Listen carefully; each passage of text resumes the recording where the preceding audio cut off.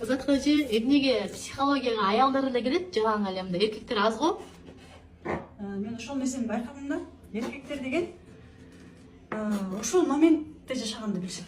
Они живут, умеют жить моментами деп коет го.